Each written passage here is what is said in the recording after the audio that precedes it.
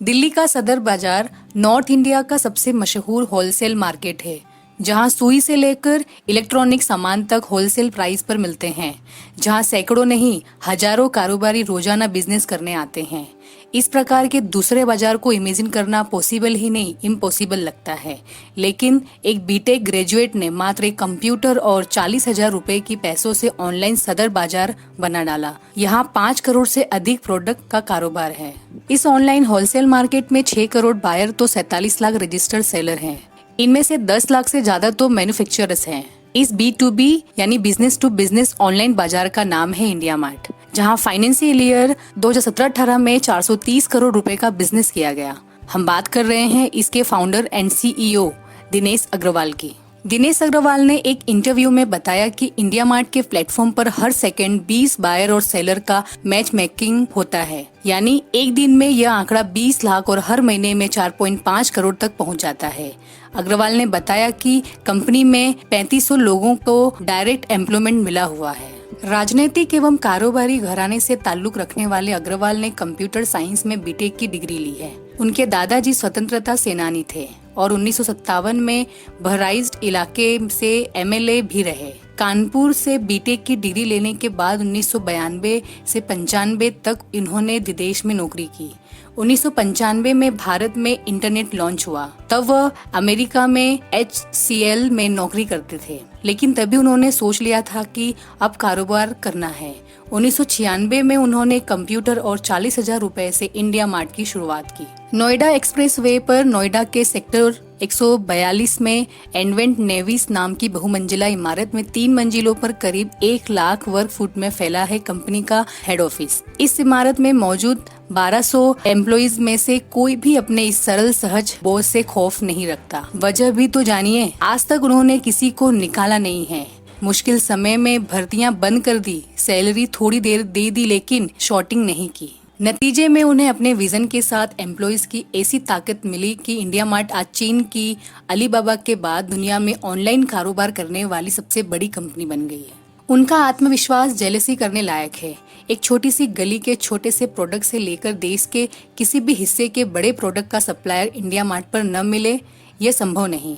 हमारे यहाँ नहीं मिला तो इंटरनेट पर तो कहीं नहीं मिलेगा। राह चलते हुए भी वे इधर उधर पड़े किसी सामान का पैकेट उठाकर वहीं से फोन करके कर्मचारी से पूछने लगते हैं कि ये कंपनी हमारे कैटलॉग में है या नहीं, डालो इसे। एम्प्लॉइज इनकी इस आदत से कई बार चिढ़ भी जाते हैं। दिनेश अग्रवाल वही शख्सियत है जो 2000 के आसपास दिल्ली के पटपड़गंज इलाके में रहते हुए 2 बड़े बड़े झोलों में लेटर्स भरकर पोस्ट ऑफिस ले जाते थे। वहाँ कर्मचारी कई दफा टोकते, इतने लिफाफे लाल डब्बे मत डाला करो, इन पर बैठकर मुहर भी खुद ही मारो, और कुछ चाय पानी का वे सारा कहा विनम्रता से मानते गए। काम ही उन्होंने कुछ ऐसा शुरू किया था। उत्तर प्रदेश के दूरदराज के बहराइच जिले में छोटे से नानपारा कस्बे के बिजनेस फैमिली में जन्मे और 8वीं तक वहीं पढ़े थे। वे 5 भाई बहनों में तीसरे थे। 5.5 फुट लंबे दिनेश ने बाद में कानपुर के HBTI से बीटेक किया। उसके बाद CMC और C. में नौकरी के दौरान रेलवे के रिजर्वेशन और UPSC में परीक्षाओं के कंप्यूटरीकरण संबंधी अहम प्रोजेक्ट में हाथ आजमाया। फिर वे HCL चले गए और अमेरिका जा पहुंचे। 5 साल बाद ही इंडिया में खुद का कोई ऑनलाइन कारोबार शुरू करने का सपना लेकर अक्टूबर 1995 में उन्होंने वापसी की उड़ान पकड़ी। BSNL ने उसी साल 15 अगस्त को इंटरनेट लॉन्च किया था। वापसी का यह मौका उन्होंने इसलिए चुना था, लेकिन यहाँ आने के बाद पता चला कि तब तक इंटरनेट का सारा कमांड सरकारी हलके में ही है। कनॉट प्लेस के यूनाइटेड कॉफी हाउस में दोस्तों के साथ बियर पर चर्चा के दौरान आइडिया आया कि वेबसाइट बनाने का काम शुरू किया जाए। साथ ही साथ छोटे शहरों के एक्सपोर्ट की चुनिंदा चीजों के डायरेक्टरी बनाकर अपनी साइट पर डाल अमेरिका और दूसरे डेवलपमेंट देशों के कस्टमर्स को बताया जाए, क्योंकि वहां तब तक इंटरनेट पॉपुलर हो चुका था। नेट पर ऑर्डर मिलने पर अपने एक छोटे से कमरे में कंप्यूटर से उसका प्रिंट निकालते, पत्नी चेतना और माँ केसर देवी के साथ लगकर दिन भर बैठकर इन्हें लिफाफों में पैक कर छोटे शहरों के संबंधित एक्सपोर्टर को डिस्पैच करते, क्योंकि उनके पास नेट नहीं होते थे, और ये तरकीब चल निकली। .com का बुलबुला फूटना इंडिया मार्ट के लिए नए अपॉर्चुनिटी की तरह था। उस दौर में भी सन 2000 में इंडिया मार्ट ने 6.2 लाख रुपए कमाए तो बिजनेस वर्ल्ड पत्रिका ने उसे कवर स्टोरी बनाया। इसने दिनेश को बड़ी ताकत दी। वे याद करते हैं, हमारा कंफ्यूजन दूर हो गया और फिर तय हुआ कि एक्सपोर्ट वाले काम पर ही फोकस किया जाए। सन 2000 से 2003 तक का समय मुश्किल समय रहा। एक्सपेंस कम किए गए। 200 से 250 कर्मचारी 15-16 घंटे काम करते। नतीजा 2004 से 2006 कंपनी के लिए सुनहरे साल बन गए। और फिर उसी समय इंडिया मार्ट ने 52 वीक में 52 ऑफिस खोल डाले। इस दौरान रेवेन्यू 18 से 20 करोड़ रुपए का रहा। उनकी कहानी में ऐसा इंटरेस्टिंग टर्न 2001 में आया था।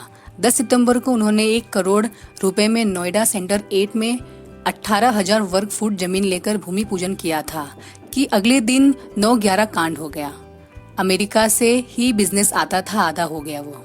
फिर उन्हें एक आइडिया आया कि क्यों ना चाइना की तरह ही डोमेस्टिक बिजनेस पर ज्यादा ध्यान दिया जाए।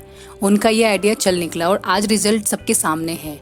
उनकी ये सोच हमेशा से रही थी कि वो कभी इंडिया मार्ट को प्राइवेट लिमिटेड फॉर्म में नहीं, उन्हें सीधे लिमिटेड फॉर्म में ही लेंगे और उन्होंने ठीक वैसा ही किया। दिनेश अग्रवाल ने 2008 में ही आईपीओ लाने की सोच थी, पर कुछ प्रॉब्लम की चलते वैसा नहीं कर पाए और फिर जून 2020 को इंडिया मार्ट का आईपीओ लॉन्च हुआ। 970 की प्राइस में ओपन होने के साथ शुरुआत हुआ। आज की तारीख में उसके एक शेयर की प्राइस मोर देन 5,000 है, मतलब 4 गुना रिटर्न मिला। अगर हम इंडिया मार्ट के 2020 के परफॉर्मेंस की बात करें तो वो आप स्क्रीन पर देख सकते हैं। इंडिया मार्ट बड़ा आसान है। वीडियो को लास्ट तक देखने के लिए धन्यवाद।